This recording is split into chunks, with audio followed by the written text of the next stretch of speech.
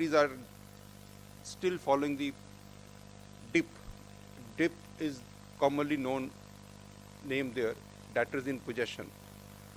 That's what we can say. Even UK has seen so far 2 lakh cases of insolvency. When USA, we start saying that USA, like 19th century, all that, see, in case I will see everything, it will take a lot of time. So we will actually come to something where this, in 1978 Bankruptcy Reforms Act, in fact, then the bankruptcy code was created in USA. And since then, we are only saying that it is focusing on the reorganizing, while Chapter 7 is for liquidation. That is only for liquidation, but then the Chapter 11 is for reorganizing. See, there used to be a Chapter 10 also. I try to understand why the Chapter 7, and then there are chapters like 11, and then, but then there is no Chapter 10. And then I started searching, so then I could actually find that there used to be a Chapter 10 also, and that was when this bankruptcy code was made in 1978, so that was repealed, because that was only restricted to the corporates. And then this Chapter 11 came, which is for corporates as well as for individuals, small businesses, partnership firms. See, some of the things that we say automatic stay is just like moratorium. And in America, it is called automatic stay. Whenever an insolvency is commenced, there is automatic stay on the actions of creditors and also various other litigations. When I say this Chapter 7, so like we start with the Chapter 7. The Chapter 7 only talks about this, liquidation. This is applicable to individuals, partnerships, and corporations. And the outcome of this Chapter 7 procedure is a trustee is appointed, and that trustee will take over all the assets and realize it and will distribute to the creditors.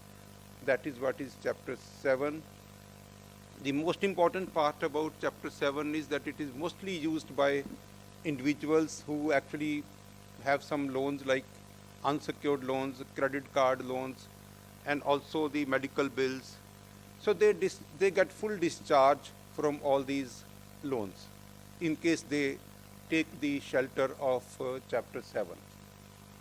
However, the other debts which are important for American economy, like there is no discharge, even if a person undergoes insolvencies 10 times, and those debts are child support. If there is any order from the court that you will have to give this much money for the child support, there is no discharge from that child support. Alimony is something that any support that you actually would, as per the court orders, you'll have to give it to your spouse. That is also doesn't get discharged. Taxes and the education loan. These are the other 2 items. Even if you go multiple times insolvency, you never get discharge from these loans. I have seen in Indian laws this education loan, child support, alimony, there is no discharge. But in Indian laws, you get discharge from tax obligations. Your tax liabilities do get discharged. That is what is the first beauty in our Indian law, that all the tax liabilities are not at all a priority. The priority is the fresh start. Whereas in USA, the tax liabilities are also not discharged even if you complete your liquidation process. Very powerful concept in India as well as in overseas. In India, we haven't seen any success in interim finance.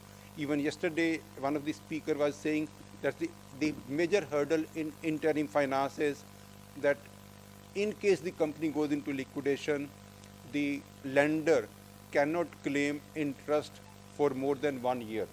So that is something which is very easy to change.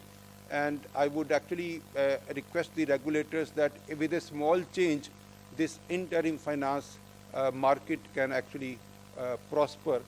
Presently, interim finance is not coming up for one, for CIRP cost, number two, for keeping the company as a going concern.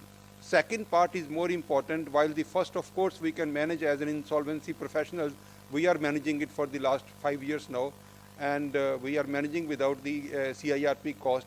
But the second part is very important, that banks, in fact, Ashish Makhija told that one of my first case that actually went into liquidation because the interim finance was not available, and the company's plan for keeping this that company as a going concern was not accepted, because that was asking for some kind of losses in the next 6 months, so that was not allowed. So therefore the company went into liquidation. So the second part is very important. So in this case, we can say that this interim financing is something in USA that is a very, very strong, and maybe that the market has already developed. In avoidance transactions, that's like they have one, there's a preferential transaction, similarly that we have.